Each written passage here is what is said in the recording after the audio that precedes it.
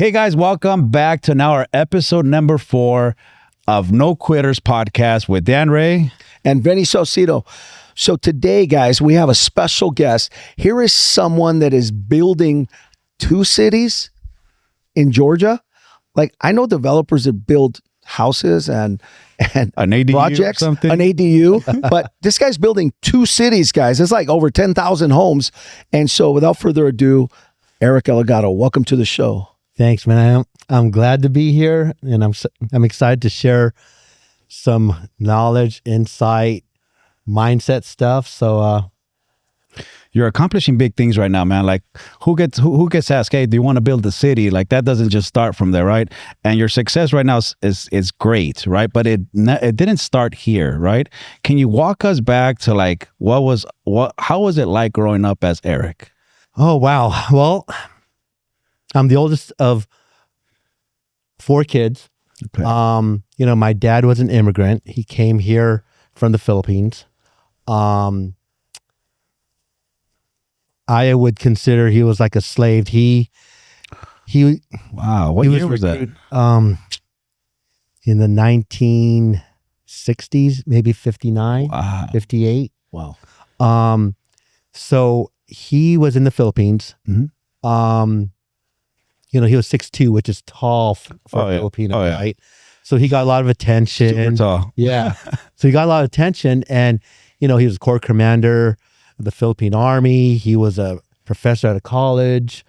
And these guys came from here, and they asked like a whole bunch of Filipinos if they want to learn how to farm. Of course, he said, I'll go to the U.S., right? All day. So when he got here, they actually put him in a camp with a whole bunch of other Filipinos and Mexicans. Oh.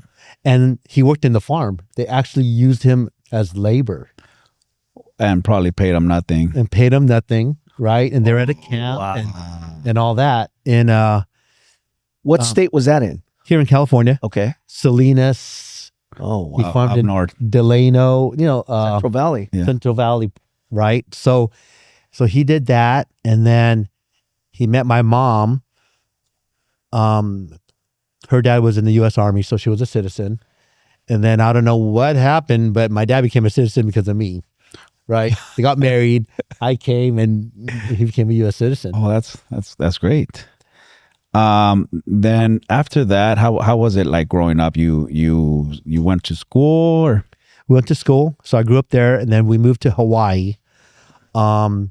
Because my dad's uncle, he owned a touring company, and his dad passed away when he was young. Oh. So his grandmother raised him, and he was tall, right? So he was very industrious, and he was a hard worker. And I think all us siblings, we got that from my dad, that hard work, the grit.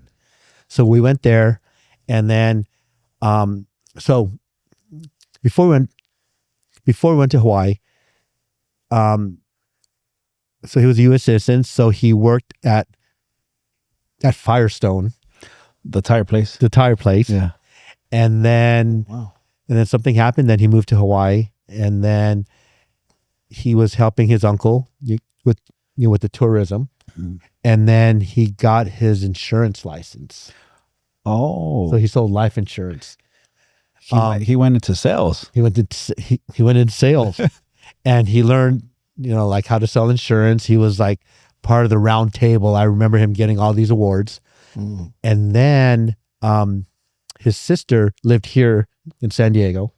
Mm-hmm. She was a nurse. Of course, he was in the Navy. Mm-hmm. And then we moved to San Diego, and then he got his real estate license. Oh, wow. And then 7 years after he got his license, I got my license. And so like I'm second generation, real estate agent. Oh my gosh. When you're 18 years old, you think you know everything, right? Of course. You were 18 when you got licensed? Yes. So, of course I knew better than my dad. He was a door knocker, passed out flyers, call, and that's how that's how it all started. Wow. So your dad, I mean, your dad had to have been something good to go from working in labor to, you know what, screw this, I'm going into sales. Yeah. Right. And that inspired you and motivated you to start that. Right. And you were 18 when you started doing that. I was 18. I was going to San Diego State. I was driving a Porsche because he bought me a Porsche when I was 16. So your pops was doing really well in business. He was doing okay. Yeah. So, you know, a lot of people knew me as, that's Erick Elegado. He drove a Porsche in high school. Yeah, that guy. So, you know, he taught me grit, right? I mean, we didn't have computers back then, right? Mm-hmm. I know he bought like a Commodore 64 or whatever, but the MLS was like a book. Right. You know, back in the day. So, you know, and that's how I started. And my first year I did really well. And that's where it all started. So at that time, you're saying really well. What was it like? Number of sales or volume? Obviously, that was a long time ago.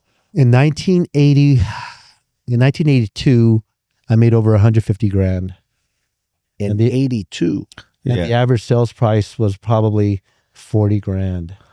Oh, wow. Wow. Wow. So when I got my license, my dad was happy. He was super happy because the first I can only imagine. the first time I didn't pass. I got a 69%. He was so upset because he thought, you know, because I was that kid, right? Yeah. I had a fake ID. I was that guy. Because you had to put in time. 69.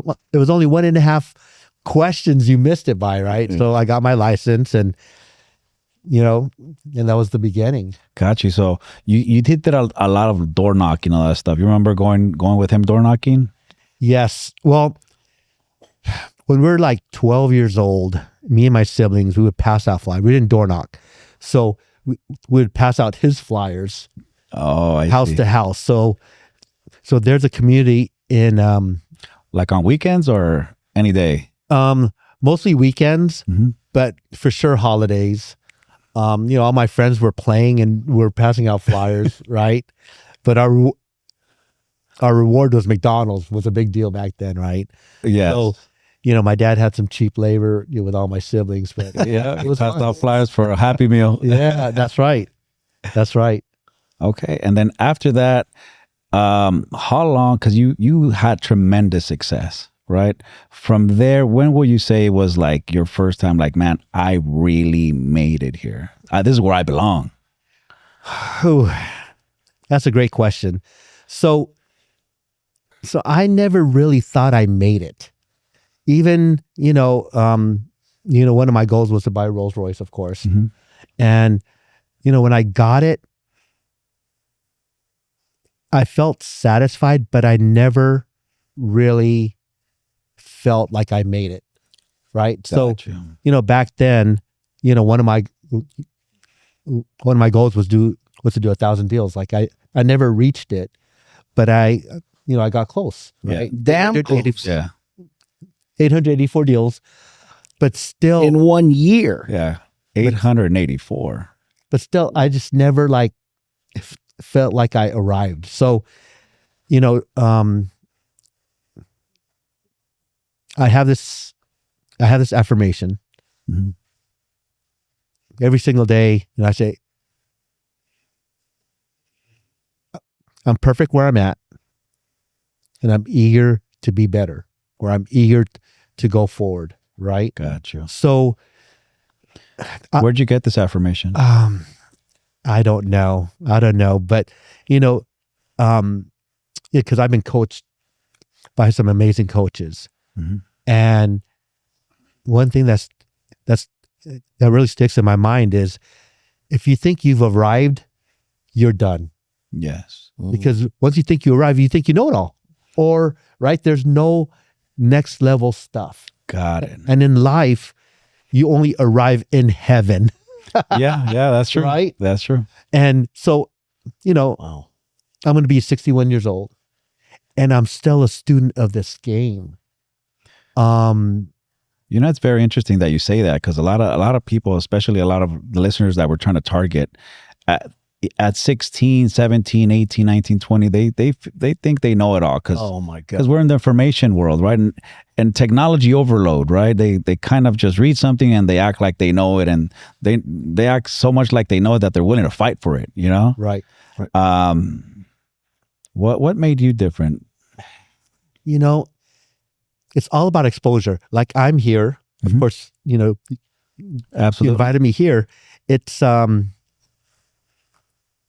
had this thing that, you know, I've had some successes. Some amazing successes. I've been through a lot. And I have so much to offer people overall through my experiences, through the successes. And, you know, I thought, and I think I told you this a few years ago, that if I kept everything to myself, it'd be such a sin to other agents, to other people, to the world, if I just kept it to myself. Yeah, at this service. It would be a waste of the experiences, Knowledge. and everything. So that's why, I mean, I started coaching, and now, you know, it was just for a contribution part of it. Gotcha. And something happened a couple of weeks ago that now I'm actually going to make it a legit business to reach even more people than I am. To scale it. To scale it. Right. Because I'm only coaching one-on-one right now. Gotcha. Right. So You're gonna go for like groups and stuff like that. probably groups and like modules or masterclass type thing. So let me bring it back a little bit, right? Even when you did 884 transactions, you still had that I'm still learning mentality. Do you remember? Can you recall, like, what were you feeling? Wait, tell us what the income was that year. 884 deals, almost $18 million in GCI. In 1 year. Wow. 18 million. I always remember amazing. that. We'll go back to your question in a second. Imagine walking into work, you're in sales, Right. and in your mailbox, you had how many paychecks every day? Probably on the average about 3-4 checks per day. Every day he went to Commission work. Wow. That was ridiculous. When I heard that, I was like, whoa. Right. And to be making almost $18 million or $18 million, right? You still had that mentality to be like, listen, I don't know it all. I'm here, but I don't know it all. Or what was your mentality, your state of mind back then? Well, so it's all about the daily, right? And we're taught to track our numbers, right? So the average day would be a minimum of 100 contacts, 5 leads per day, 3 appointments per day, 2.7 signatures per day. Non-negotiable. That was the average. That was his numbers. Yeah. The non-negotiable was the minimum contacts was 100. That's the non-negotiable. 100 Contact. per day. Not phone calls made. Intentional calls. Right. Contacts. So Contacts. and that was a non-negotiable.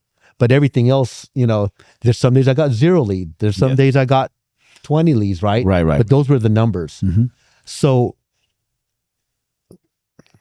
people don't understand that real estate's a contact sport is really a contact. The more contacts you do, the more opportunities you have. And with the more opportunities, you get better if you do more. Yes. Right? Yes. So my goal was to increase the 5 leads to 10 leads. Right. Right? Your conversion ratios. Right. So my skill had to be better. Yes. So I was a student of the game, not only for me to be better, but for me to be better to serve more. That was my mentality, right? So can you imagine getting rejected on the average 95 times a day? Yeah. And that doesn't include my wife, right? Yeah, that's just the work. Yeah, it is a lot. Most people, or most agents and most people, they avoid rejection. Yes. They avoid it.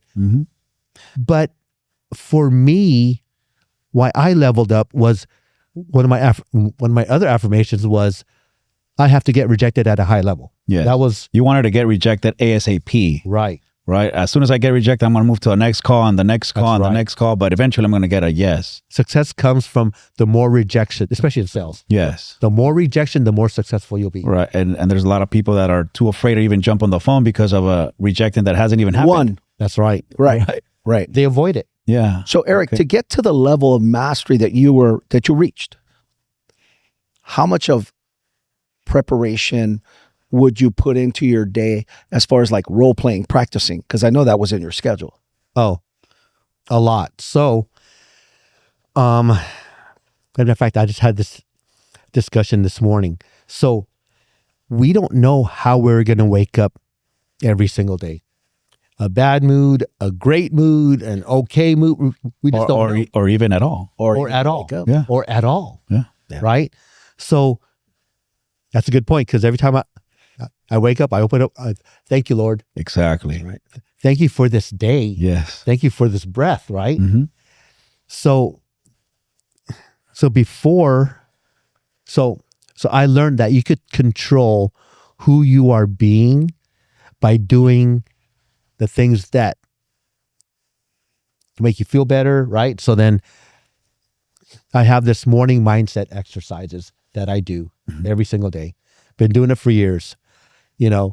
Pray, meditate, visualize, 10 things that I'm grateful for, and 10 intentions for the day. And then, of course, I do my affirmations when I'm ready to get energized and all that. But I don't miss. And that's a non-negotiable as well. That's a 7 days a week? non-negotiable. 7 days a week, whether on vacation or what, I do it. Oh, wow. Part of the routine every morning. Because I know when I start my day and I do those things, I'm already in a powerful state. It doesn't matter if I use the bathroom 10 times that night. It doesn't matter. Right. I wake up how I am, but I control my day by what I do in the mornings. Right. And you're saying a consistent of these actions allow you to tackle on the day, right, at ease, right? If you don't have these foundations, it's easy to get swallowed up by whatever the day has to throw at you. One negative thought could throw off your whole day. Right. One. Yeah. And so that was just compounding, building, strengthening your mind. Here you are. What year was that you had the best year? 2005. 2005. What year was it that you had the Rolls Royce dropped off in Palm Springs? I remember being there. It was at lunchtime. We went on break, and he's like, everybody's got to come out.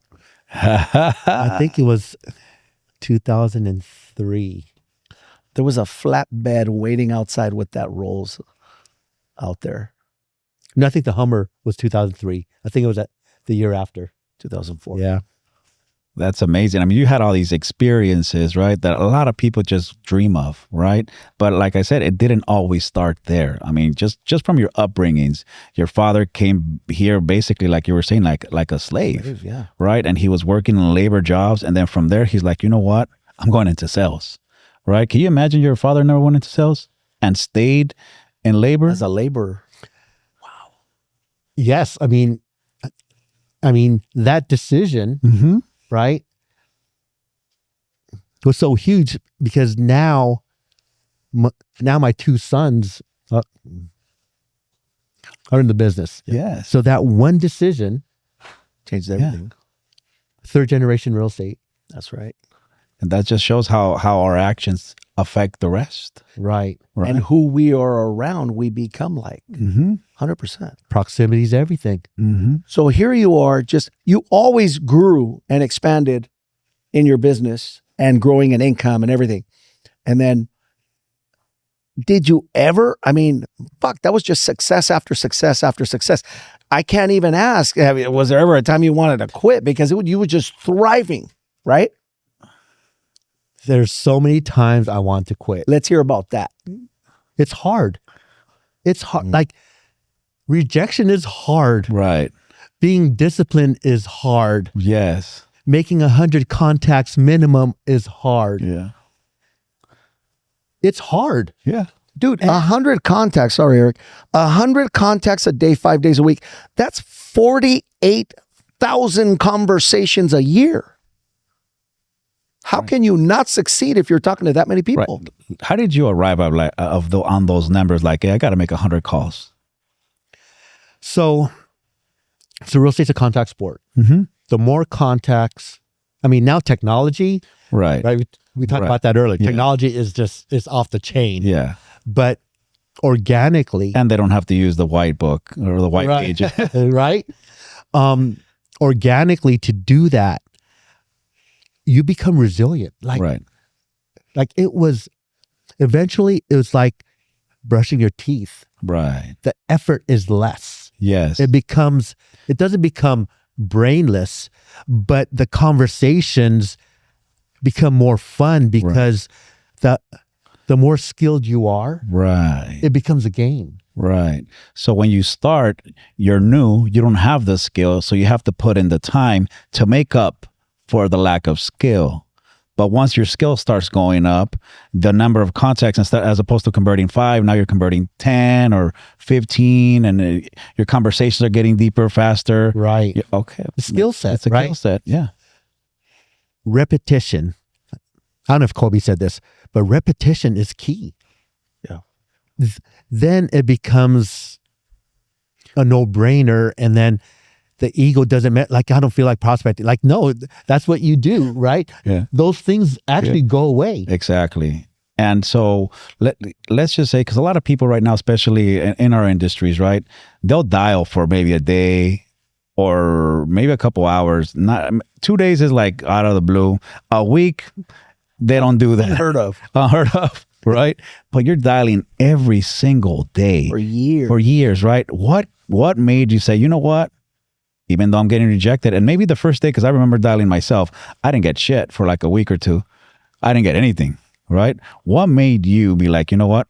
I didn't get anything, or maybe I got one, but tomorrow I'm going to go again and again and again until you reached 884 transactions. What made you do that? So I know life is a process, right? So, I mean, it took me years to get to that skill. point, Yeah. right? I had to go, I had to close 25 deals first, Mm-hmm. then 50 Yeah. a year, then 100, then 2, right? It's a process. Yes. As you go through the process, Dan, it gets Your skill easier, goes up. harder, right? Your skill. Mhm. But the main thing is your mindset to overcome Right. the making 100 contacts and 0 leads Yeah. and 0 appointment. Yes. At that point, it's mindset. Yes. How are you going to go back the next day and do it again? Yes. Right? But the more successful you become, the levels of success, right? Mhm. You overcome like a lot faster, right? What got me to go to the next level was Mike Ferry coached me for a year, Oh, got Personally. you. Got you. and he said, he's huge on numbers. He said, how much money does it cost for you to pick up the phone, whether you get rejected, hung up, or they said yes? It was almost $1,800 per call. Like, I don't care if they don't pick up. I'm making $1,800, almost $1,800. Got you. So you broke how much you wanted to make until an hourly? How much I made? That's how much he was Oh, making. That's how much you were making. per It's not even call. how much you wanted to make. So Wow. at that level, I was making $1,800, right? That was like a Louis Vuitton belt or whatever it was. So Yeah. the more successful you become, Mhm. the easier it becomes. The hard becomes easy. Got it. So a lot of people are wishing, man, I wish it got easier, as opposed to thinking, I got to raise my skills. I got to elevate what I know. And that's something that you had naturally. Do the hard. Yeah. I know this won't be like a big thing for people, but you got to do the hard to get the easy. right? Like, how are you ever going to get to the bigger things when you can't even do the small things? That's right. And see, even though he had that gift and he was good, Wow. he built it up to that. Like, he wasn't born with that. He learned the sales game. Now, all these years of kicking ass, and then you hit like a fucking wall. Tell us about that. Okay, so I owned a real estate company. Mhm. I own an escrow company. I own a mortgage company. The whole 9 yards. The whole 9 yards. So every transaction, right, I was involved with. You know, back then, you just had to disclose it. Right. Control is better for the client, Right. right? Because before I opened up a mortgage company, I had mortgage companies. They didn't do good service to my clients, and I wasn't happy with that because I'm big on serving my clients. So I think that's one of the things that set you apart, man, because you look at the quality of service that you're giving before a commission check or anything else. You don't even pay attention to that. The money will come, but your service is always there. It's always there. So, I own a mortgage company, and then I got targeted by the government for the stated income deals, which is a whole fiasco. I mean, everyone was doing them back then. That was all we could do. Freaking prices were above FHA. We couldn't sell this. What people don't understand is that would be like going to a car dealership and saying, okay, what kind of financing can we give these clients? Well, this is the options. And then down the line, they decide, okay, we're going to arrest all the people that did the loans for those cars. Like, I don't know about all the people, but definitely people they can make examples of. That's what they chose because they we all wanna make did those an loans. example of you. We all did those loans. That was the only thing out there. I mean, I remember the 150% hybrid negative arm kind of shit. You know what I mean? You remember that? Oh my God, yeah. If your house was worth 500, they'll lend you up to 750,000. The banks were greedy. Yes. That's what it was. Right. They got greedy. And then they didn't want to choose the guy that did 5 or 100 deals.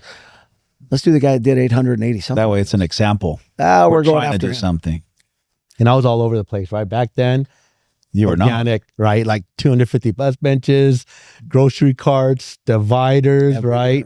Wow, like you pushed the envelope to make yourself known. Marketing. Right. And marketing. like that's what that was back then. You know, that was big, and you were at the pinnacle of that state, right? And then they targeted you just to make an example, right? Well, now we know, the government, right? Right. And now they're the ones ripping us off. Right. They didn't want Right, now we competition. know, right? Absolutely. How did that impact your life? Oh my gosh, a lot because, we went through the process and all that. And it was like 3 years, going to court and all that stuff. And, Did they shoot you an offer? Just play guilty? well, at court, prosecutor said, they were sophisticated white collar criminals. We have no evidence. I said, well, if you don't have any evidence, like, what am I doing here, right? So we had a discussion, with the lawyer team because I go, yeah, I want to fight it if they have no evidence. And, they said, dude, we'd love to, but, the judge and the prosecutor, they're on the same side. Yeah. And, And you went to trial? no, I mean, I wanted to because, they had no proof. All right. But they were going to throw the book at you. Yeah. And they said, if we would have lost, we would have done 20, 25 years. Jesus. And at the time, our baby was only 7 years old. Oh, right? wow. Like, man. So, we had a family meeting and then, we made a business decision to, take a plea. Right. And you wonder why, they win 98% of the time, right? I mean, yeah, they put you against the wall. Yeah. Right. Like, hey, if you're gonna go, we're gonna go with everything we have, right? And automatically, even if you're on trial, people are already looking at you, but like you're a bad person because you're sitting on the other side already, right? So they have their system pretty much down, right? And it wasn't just you that took this; it was you and my wife, and your wife, right? Because my wife was a lender rep. She wasn't even an underwriter. Wow. She was just the rep, right? Getting Jesus deals, Christ. right? So they wanted to make an example out of your family because you were a big fish. So, we went through that process. Mm-hmm. It was tough. Like I said earlier, I'm looking at my son, he's 7 years old. Right. And I asked, the judge to, if I could take, my wife's time, so at least she could stay home, with the baby. And Like and you they wanted said to do no. her time. Yeah, I want to do her time. Yeah. And they denied that. And then, Not even like at home kind of deal. confinement, No, nothing. nothing. Wow. And so both of you guys were at one point locked up at the same time Right. while your son's out here. Right. So I have 5 kids. Okay. The youngest at the time, he was 7. He was like 20, was the next youngest. But I always say this, things happen for us, not to us. Yes. And God allowed that to happen. He allowed it. Right? Yes. And he won't give us more than we can handle. 1000%. After you went through that whole thing, how did that affect you? Is it in a positive way, or did that make you stronger? That make you kind of, because when you lose it all, man, I mean, I'm sure you went through a whole bunch of stuff, and Right. you lose everything, and on top of that, your kids, that kind of hits you like within the heart, right? And when you're going through that, you kind of there's only so many lessons that pain can teach you. No one else can teach you that. That's right. Right? How did that change you? Well, I was a believer for a while, right? And I've always been bold with my faith. And like, it was weird because I think because of my faith, like I didn't question God, why am I going through it? Like that didn't even enter my mind. People, they asked me that, like, were you mad? Were you angry at God? I go, no. And honestly, like, I don't know why. All I know is that God allowed it to happen. And he will not give us more than we could handle. Mm-hmm. And things happen for us, not to us. Yes. So yes, it was tough. God Mm-hmm. took me. I can't speak for my wife, Mm-hmm. but took me out of the world, away from my family, my friends, the business that I love. Like I love real estate Mm-hmm. because of how many people I help. Right. Right. So he took me out of that. It's like, I pray a lot. And so my question to God was, what's my purpose here? Going to prison. Right. And I had no idea.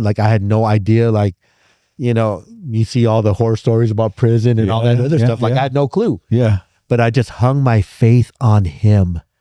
And it really increased my faith Right. in him. And, So God's your faith in God never got questioned, right? And most people, when things get tough, the first person that goes question is God. Like, why God, right? Your faith you never questioned that. You already know, okay, I'm here. What's the purpose behind it? Yes. Right. So, looking back, right? In prison, there's different cars. There's different. Oh yeah. Right. Yeah. So I've been there too. So you guys know. So I was in the others, right? And right when I got there, your car, like they hit you around, up, yes. And then give you some soap. Yeah, toothbrush, right? And then when I sat down, this guy says, "You can't sit here." Of course, I said, "Why not?" "Oh, this is the white table. You guys sit over there." I go, "That's weird, but it is what it is." Yes, right? yes. And everything was so segregated, right? I it is. When my family, I have next to my family, like, right? Yes. And it's like, all of a sudden you can't talk to the white people and you can't talk right? to It was weird to me, right? So then like I had to adapt to that. But that's kind of like how the world is, right? They try to segregate us as much as they can when in reality we're all the same. Yeah, well, I mean, even the TVs, right? Yes, yes. And all that. And then, they have shock collars and then they have the whatever. Right. The others didn't have shock collar, but, after the guy left before me, then I was kind of like the shock collar. Yeah. And, I prayed for a lot of people. What that means is you basically are in charge to communicate everything to your people, right? All the others, right? In that unit? In the a group? In that prison, the whole thing. Right. Got it. So, here's a story, right? So, so I had my bunk and then, there was a table where I prayed every day. And this, I think he was a Paisa, see me, like he sees me pray there. And then he comes up to me. I said, sit down. I guess you have to allow people to sit down in your thing. Yeah. You sit down. He goes, oh, you know what? I just, can you pray for my son? He's having health issues, whatever. I said, okay, let's pray. So I prayed. Comes back again. He goes, my son's not doing well. Yeah, can you pray? So I pray, right? Mm-hmm. And people were looking at me like, is that the right thing to do? Are you supposed to sit down with another race? Yeah. Right? Yeah. And then pray. I didn't mind him. And then he comes to me, he says, look, my son's really sick. He cannot go to school. He has to stay home, but we don't have a computer. I said, you know what? Because I was coaching one of the top agents in Tucson, Arizona. He would come visit me every weekend and I would coach him, right? Oh, you were still putting in work. Yeah. Right? Wow. So that you never stopped, even though you were in there, you continued to go. Right. It's amazing. So I was coaching him and stuff, and I think he got over 250 deals while I was coaching him when I was there. Wow. So I said, hey, do you have any extra computers or whatever? Here's a situation. This guy, his son's sick, whatever. So he goes, all right, let me talk to my IT person. So he talked to his IT person. He goes, and the next time I saw him, he gave the address. So I asked for the address. I gave it to him. And the guy comes up to me crying, like this hardcore Mexican guy crying. He goes, bro, thank you. My son got his computer. I go, oh, really? And then he goes, oh, yeah, and a printer. And I go, wow, that's nice. So I asked the guy that I was coaching, he goes, my IT guy got him a brand new computer, like a high-speed computer. Wow. Put all the games, put everything on there and gave him a computer. Wow. And then the Mexican guy goes, man, even my own car couldn't help me. And that's why he was crying like, dude, you're an other. He called me other, right? Yeah. It must suck to be called another, you know what I mean? And the others, right? Yeah, right. It's, I get it. So, and then everybody started talking like, oh yeah. So my goal when I went there was to grow my hair so I could, donate my hair. So I had long hair, I had a long beard, right? And, they call me Filipino Jesus, Asian Jesus, like everything. So the whole, there was rumors, saying that. It got out. Yeah. So I held a meeting with all the shock haulers. I said, you know what? This is so dumb to me. So I said, okay, we'll hold a meeting and stuff. I said, look, you guys are almost out the door, right? People from like the higher levels, yes, now they're at the camp, right? And they still have that mentality, that prison mentality. Right. So I said, you know what? You guys are almost out the door. Were you in federal? I was in federal. Federal, gotcha. You guys are almost out the door. This will not work in society. Right. Right. So you know what?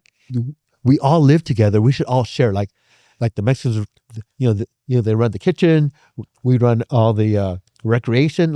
Dude, we all live together. Let's just make it peaceful. And for certain, they all agreed.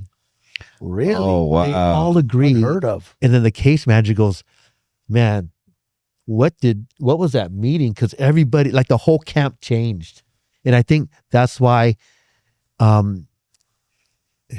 they cut my time short to go to the halfway house because of that whole thing. Nice. Before we get into anything else, were you coaching before you went in? Or is that something that you started after? Not really coaching, but like Helping people. like You're relationships. always helping. Right. Always Like, helping. like we would have masterminds, and then of course I would give my feedback, of Right. what I'm going through, how to structure, and then they would also Yep. give feedback. Yep. Now, it just hit me.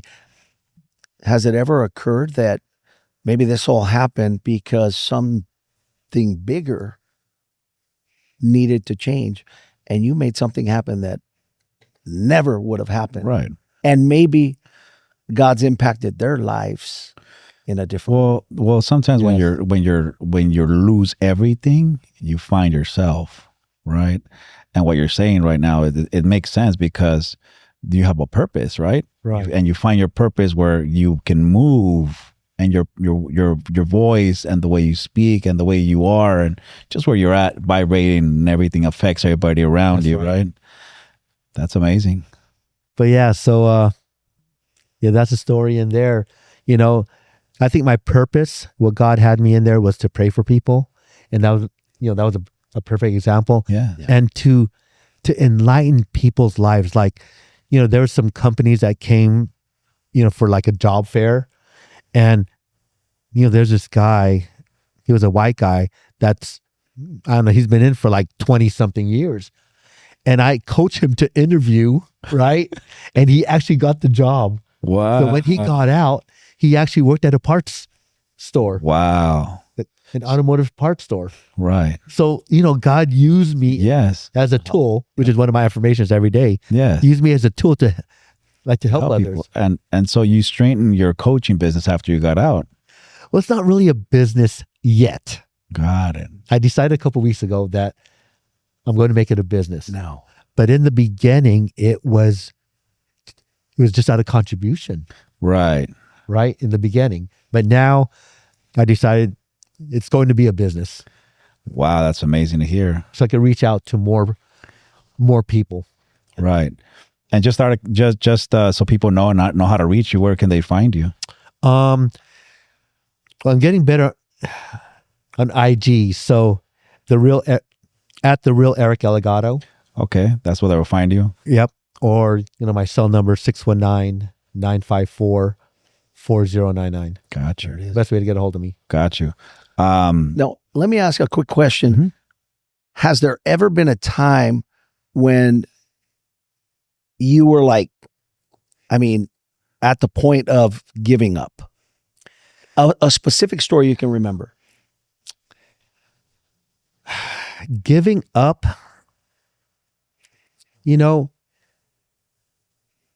I've been a student of this game for so long. See, I That love it when giving you up. say that, man. I love it when you say I've been a student, because that's the mentality people need to adapt, man. I've been a student, right?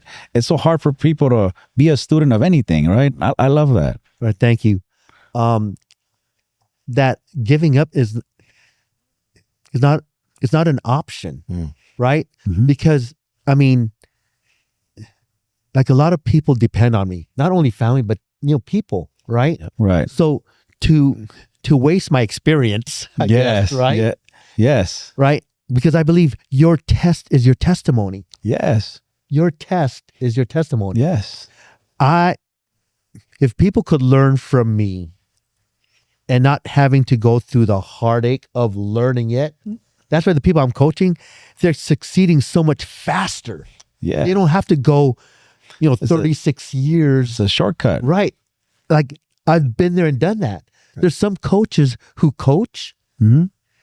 that haven't experienced making 25 contacts a day. Right. And they're coaching this. Now, because social media allows anyone to say they're a coach. We talk about this, man. There's people that don't have a muscle in their body and they're coaching body fitness and stuff like that too. How are you supposed to know the emotional side of making contacts, let's say? Yes. The emotional side, the physical side, Right. right? So I stand up. Mm-hmm. right? It takes energy, the energy Yeah. to do Energy. many contacts. So they're teaching, oh yeah, do 25 like they can't even do 5. So they're teaching the knowledge, right? There's so much information and knowledge, but they don't know the experience Right. and what it takes. So they're good in theory. Right. Right. But when rubber meets the road, yeah, They've never done it. They've never done it. They've never done it. Wow. Wow. So, you know, for me to share that through experience, not because I created a coaching program. I mean, it's so different. Yeah. And my delivery is different because I know. Right. Right. So here's the question. Your why is so strong, right? That it has enough pull power to pull you through everything, right? What is your why? Because a lot of people don't even know how to have their why. They don't Don't know what their why is. They don't know what their why is, and so they live life clueless. That's a great question. And I know that question gets thrown around a lot. Yes. People's my why when I was growing my family is a lot different now because they're older, right? Mm-hmm. So your why changes as your life evolves. Yes. So now my why, and my 2 sons are in the business. Now I have grandkids. My why has evolved from providing for my great grandkids. Because at the time, my goal was to have my great grandkids driving Ferraris if they wanted. Wow. Right? Because I'm a car guy. Yeah. Yeah. If they want to drive Ferrari, my great grandfather, that's why I'm driving it. Yes. Now, yes, I still believe in the generational wealth, Mm-hmm. but now it's changing the world through this, Right. right? Right.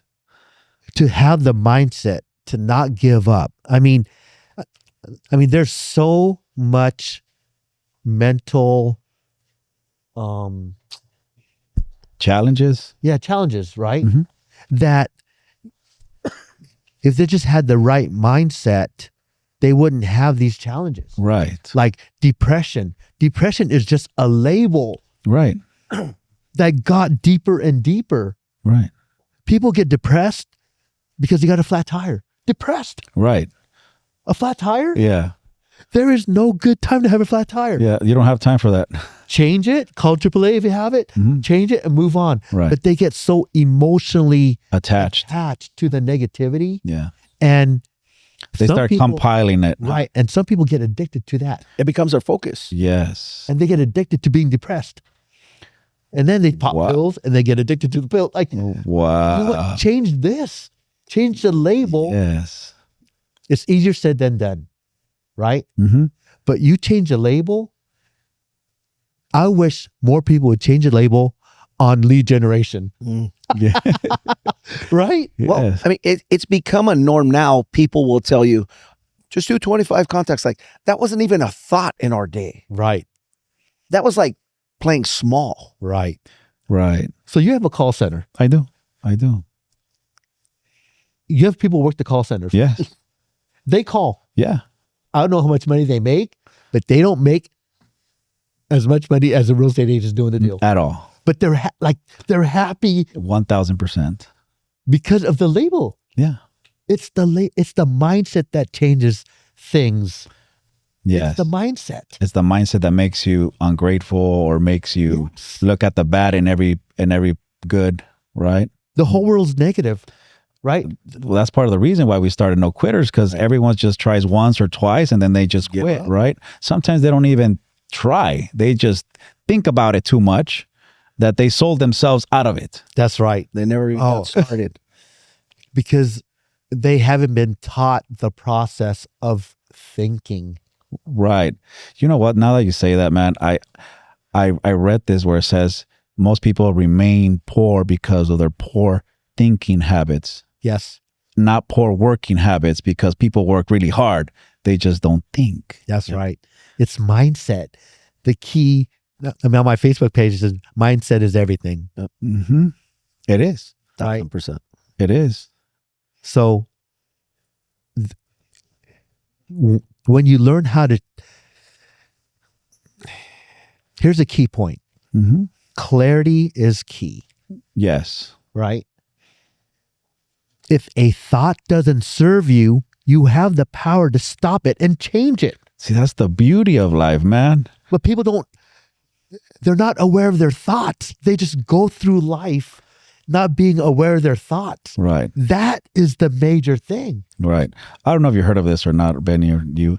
There's this thing called hypnotic rhythm, I've heard of it. right? Where people just start acting because of everything that's around them, Wherever they're taken. wherever they're taken, right? And this world is so emotional, right?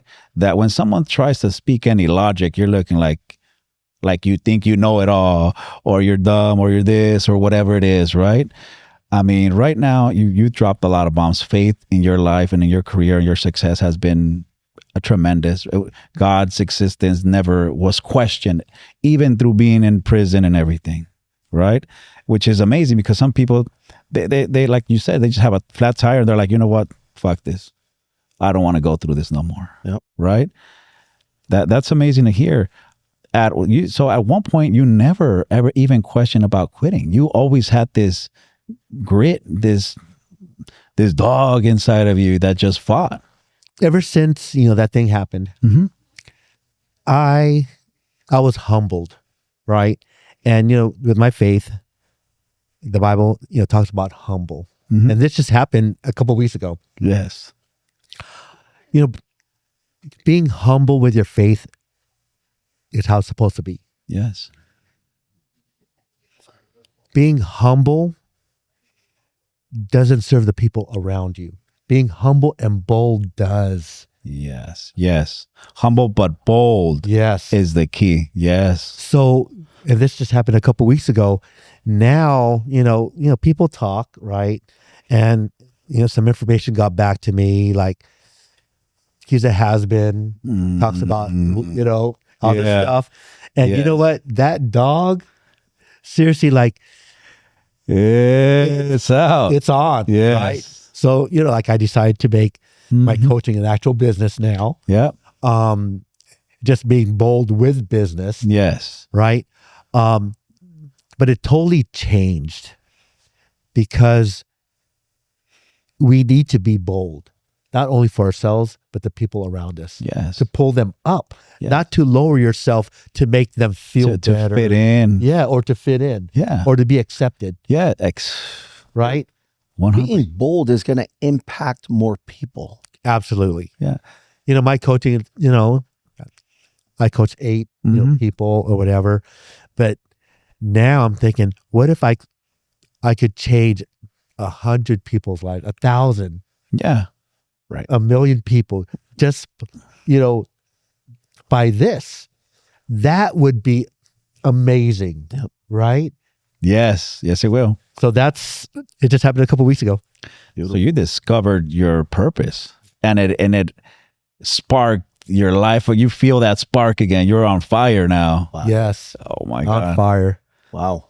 That is So if you were going to share something with our listeners out there, what would you give them as the one thing that was impactful in your life that you learned or you teach? I would have to say blind faith. Right? We have all these goals, or we declare these goals. We've never been there. We've never done that.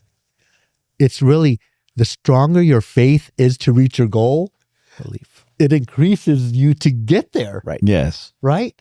If a person wants to do 25 deals, like every single person I coach has gotten great results. One person I'm coaching right now, 2 deals last year. Start coaching with me in January. I changed his belief about everything. Change his belief. Yeah. Faith. Yeah.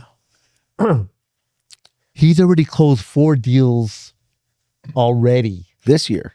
this year. 4 deals, and he has 4 pending. Wow. That's What changed? Of course, coaching, with me, but what did I actually do? Just changed his mindset, his The way view. he thinks helped him The way he understand and he things needs to differently. believe it. His goal was 11 this year. He's at He's going to double 8 that. closed and pending already. Yep. The first quarter. Just see, this is what I'm saying. Just a little sprinkle of believing in someone. Mm-hmm. Having blind, like Possible. he looks at me like, like, oh my God, this guy's done it. Mhm. So whatever I say, He believes. he believes. It doesn't even question. No. And you know what? Like he's working out now. Like the whole thing, like what, who are you? Right? But God used me as a tool Yeah. to change his life. Yes. That's right. Yes. And it blesses me more than more than him, because my affirmation is God used me as a tool to help change people's lives. Yep. Use me as a tool. Yes. 4 closed, 4 pendings. He closed 2 all of last year. That's insane. Yeah. Do you know how you have to change? I mean, how much change you have to go through to go from 2 to 8 Yeah. How in the deep, first quarter? yeah. How deep you had to go in there and grab them to pick them up. Right. A lot of people don't understand the power of coaching. Oh the, my the- gosh. The power of just letting someone guide you, someone that has the experience, right? They have to be willing to let you Right. guide them. Right. And then all you do is drop possibility in their Right. mind. And because it's coming with credibility, opens the doors for them. And once things start happening, Game over. it's game over. Game over. They'll never go back to that old way of thinking.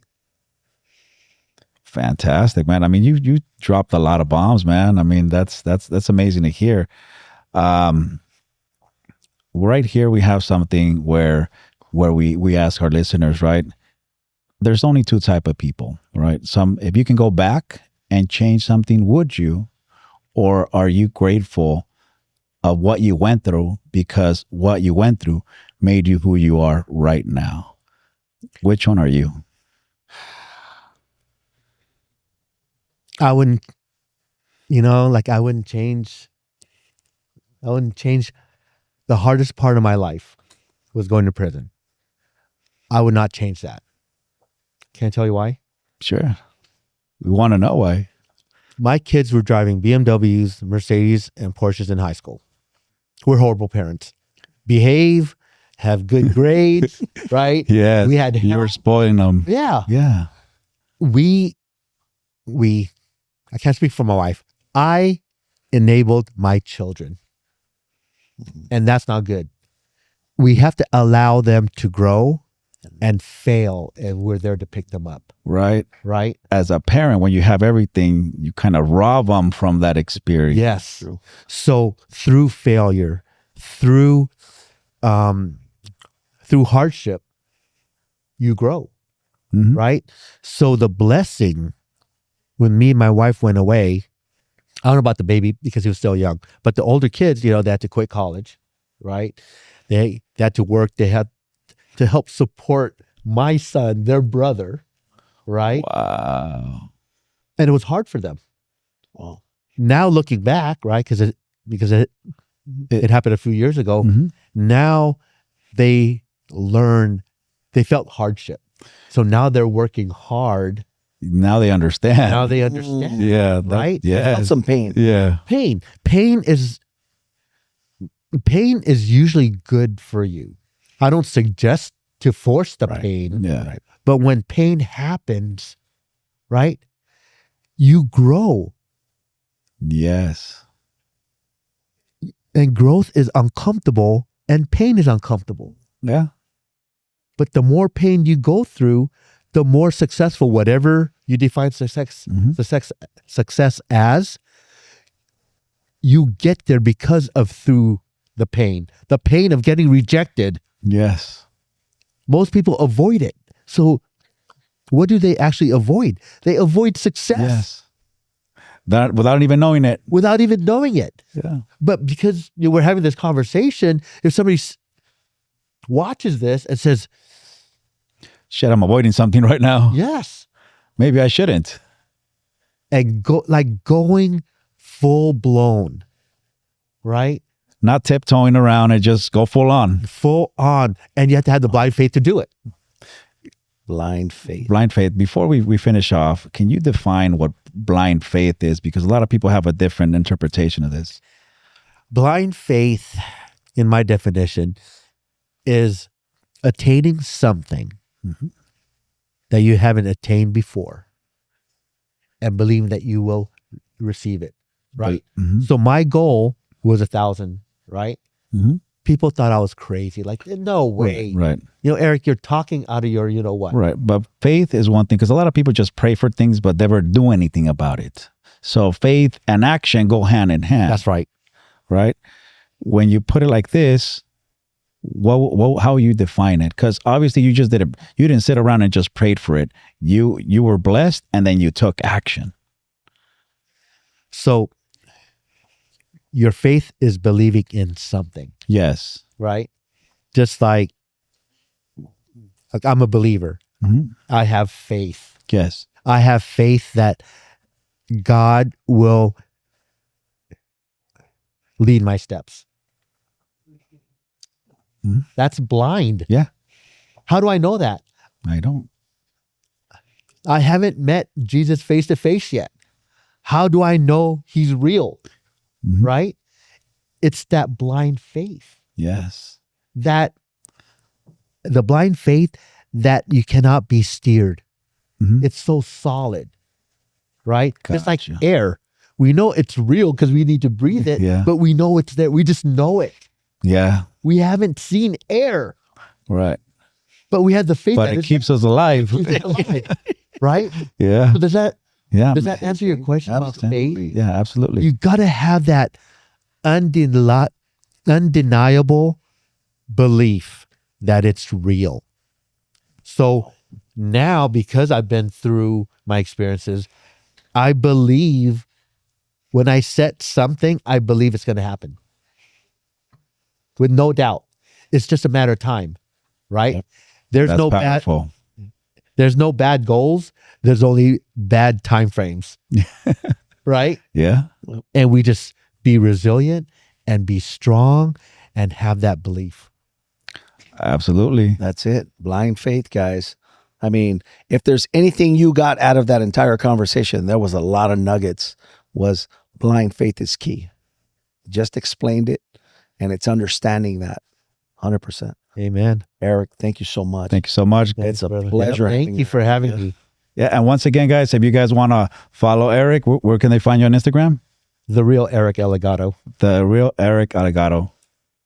with my Right. high school picture. There you go. All right. Well, that was the last of this episode number 4 with No Quitters and Eric. Thank you so much, guys, for joining. Thanks, Thank you. guys. Until the next one.